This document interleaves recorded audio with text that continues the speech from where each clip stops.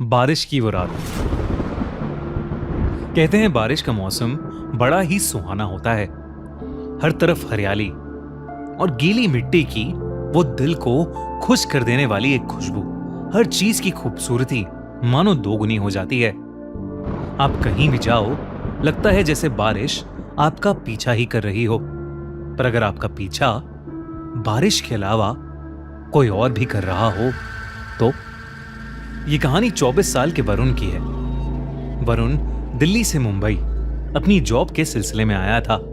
हालांकि उसे मुंबई की फास्ट लाइफ कुछ खास पसंद नहीं थी, पर वो अपने काम के लिए बहुत पैशनेट था। अपने करियर को एक नई सीढ़ी पर ले जाने के लिए वो कुछ समय के लिए मुंबई आया था। वरुण अक्सर अपने ऑफिस से लेट निकलता था, कभी कभी तो इतना लेट कि वो ऑफिस से निकलने वाला आखिरी इंसान होता था। ऐसी ही एक रात वरुण को ऑफिस में बैठे बैठे रात के 11 बज गए थे। वो अपना सामान पैक करके बिल्डिंग से बाहर निकला तो उसने देखा कि बहुत ही घमासान बारिश हो रही है। अब ना ही वरुण को कोई ऑटो रिक्शा मिल रहा था और ना ही कोई कैब। वो बस एक कोने में खड़ा बारिश से बचने की कोशिश कर रहा था। तभी अचानक से वरुण के सर पर बूंदें पड़ना बंद हो गईं। उसने सर उठाकर देखा तो उसके सर पर एक छाता था और वो छाता लिए उसके साथ ही एक आदमी खड़ा हुआ था। वरुण ने मुस्कुराकर उस आदमी को थैंक यू कहा, पर उस आदमी ने कुछ जवाब नहीं दिया। वो बस चुपचाप खड़ा रहा। वरुण ने फिर से उस आदमी से बात करने की कोशिश की। वरुण ने कहा, आपका बहुत बहुत शुक्रिया, आपके जैसे लोग बहुत ही कम मिलते हैं। इस पर उस आदमी ने कुछ सेकंड्स बाद अपनी चुप्पी तोड़ी और कहा, मेरा क्या है, मैं तो एक फकीर हूं। कल किसी और को मिला था, आज तुम्हें मिला हूं और कल किसी और को मिलूंगा। वरुण को उस आदमी की बात थोड़ी अजीब लगी। उसे लगा कि शायद वो आदमी नशे में है। वरुण तुरंत उसके छाते से निकलकर रोड पर चलने लगा, इस उम्मीद में कि शायद आगे उसे ऑटो मिल जाएगा। पर बारिश थी कि रुकने का नाम ही नहीं ले रही थी।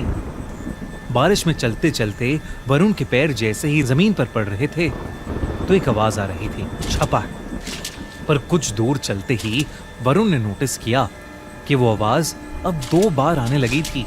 मतलब उसके कदमों की आवाज के अलावा एक और कदमों की आवाज, मानो कोई उसके पीछे पीछे ही चल रहा हो। वरुण ने मुड़कर पीछे देखा तो उसके पीछे कोई भी नहीं था। वरुण के लिए ये पूरा शहर ही नया था। उसे रास्तों का इतना अंदाजा नहीं था, पर क्योंकि उसका घर ऑफिस के पास ही था तो वो जैसे तैसे पैदल ही अपने घर पहुंच गया। उस रात वरुण का रूममेट भी फ्लैट पर नहीं था। कुछ दिनों के लिए वो अपने घर गया था। वरुण अक्सर ऑफिस से आकर ही सो जाता था, पर आज का दिन कुछ अलग था। बिस्तर पर लेटा हुआ वरुण सोने की जितनी भी कोशिश करता, उसे नींद आने का नाम ही नहीं ले रही थी। उसका फ्लैट बिल्डिंग के 6th फ्लोर पर था और बाहर चल रही तेज हवा और बारिश से उसके कमरे में लगी खिड़की जोर जोर से बज रही थी। आसमान में जोरों की बिजली भी कड़क रही थी। ऐसा लग रहा था कि कभी भी कोई बादल फट जाएगा। और इसी शोर की वजह से उसके लिए पूरा माहौल बहुत ही डरावना हो गया था। वरुण की सोने की नाकाम कोशिशों के बाद वो किचन से पानी लेने के लिए उठा, पर जैसे ही वरुण ने अपने पैर कमरे के फर्श पर रखे वो चौंक गया, क्योंकि वरुण के कमरे का फर्श गीला था। उसने उठकर ध्यान से देखा तो उसे पता चला कि कमरे की खिड़की थोड़ी खुली होने की वजह से पानी कमरे के अंदर आ गया था। वरुण तेजी से उस खिड़की को बंद करने गया और जैसे ही उसने खिड़की बंद की, खिड़की के कांच पर उसे एक हाथ दिखाई दिया। उस हाथ को देखकर वरुण की चीख निकल गई। 6th फ्लोर की खिड़की पर किसी का हाथ कैसे आ सकता था? वरुण डर के मारे अपने बिस्तर पर वापस चढ़ गया और उसकी आंखों के सामने वो हाथ वहां से गायब हो गया। वरुण को अब कुछ समझ नहीं आ रहा था। इससे पहले कि वो कुछ कर पाता, अचानक से फ्लैट की लाइट ही चली गई। वरुण ने अपने मुंबई के एक दोस्त को कॉल लगाने के लिए अपना फोन उठाया तो उसने देखा कि फोन को चार्जिंग पर लगाने के बावजूद उसका पूरा फोन डिस्चार्ज था। उसमें बैटरी ही नहीं थी। ये देखकर वरुण की हालत अब और खराब होने लगी थी। तभी उसे किचन से एक जोर से कांच टूटने की आवाज आई। वरुण उठकर किचन में गया तो किचन के फर्श पर एक कांच की टूटी हुई बोतल पड़ी हुई थी। नजर घुमाकर देखने पर वरुण को किचन में एक काली बिल्ली दिखी। वरुण को लगा कि शायद वो बोतल उसी बिल्ली की वजह से टूटी थी। वरुण की जान में जान आई। उसने खुद को समझाया कि इतनी तेज बारिश की रात में अकेले होने की वजह से वरुण को अजीब चीजें दिखाई दे रही हैं। उसने खुद को संभाला और किचन का कांच साफ करके अपने कमरे में वापस जाने लगा। पर वो नहीं जानता था कि उसके साथ अब क्या होने वाला था। जैसे ही वरुण अपने कमरे में वापस पहुंचा, उसकी रूह उसके शरीर से बाहर आ गई। उसके कमरे के कोने में वही आदमी खड़ा था जो उसे ऑफिस के नीचे छाते के साथ मिला था। वो आदमी बस वहां चुपचाप खड़ा हुआ था और उसके पूरे शरीर से पानी बह रहा था। बिजली कड़कने पर वरुण को उस आदमी का पूरा शरीर दिखा। उसकी चमड़ी पूरी तरह से नीली पड़ी थी। वरुण उसे देखकर सुन पड़ गया था। उसके मुंह से आवाज ही नहीं निकल रही थी। तभी उस आदमी ने अपनी चुप्पी तोड़ी और वरुण से कहा, मैं तो बस मदद करना चाहता था, पर मेरे साथ ऐसा क्यों हुआ? वरुण को कुछ भी समझ नहीं आ रहा था। इससे पहले कि वो कुछ बोलता, बहुत जोर से बिजली कड़की और वो आदमी अचानक से वरुण के बहुत करीब आ गया। उसका चेहरा बेहद डरावना था। अचानक उस आदमी का शरीर फूलने लगा, जैसे मानो उसके शरीर के अंदर कुछ भरा हुआ हो। तभी एकदम से वरुण के कमरे में पानी भरने लगा। चारों तरफ पानी ही पानी था।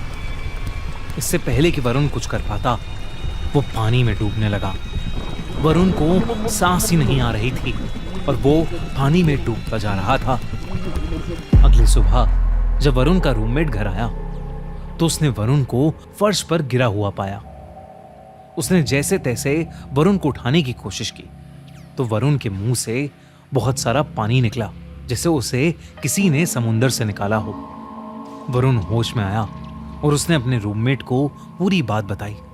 जब वो डूब रहा था तो वरुण को एक सपना आया, मानो वो उस आदमी की जिंदगी को देख पा रहा था। उसने देखा कि एक ऐसी ही रात जब बहुत बारिश हो रही थी, वो आदमी ऑफिस से अपने घर जा रहा था। बारिश इतनी तेज थी कि जगह जगह पर बहुत पानी भर गया था। वो आदमी ऑफिस के नीचे खड़ा ऑटो ढूंढ रहा था। तभी उसके पास आकर एक औरत खड़ी हो गई।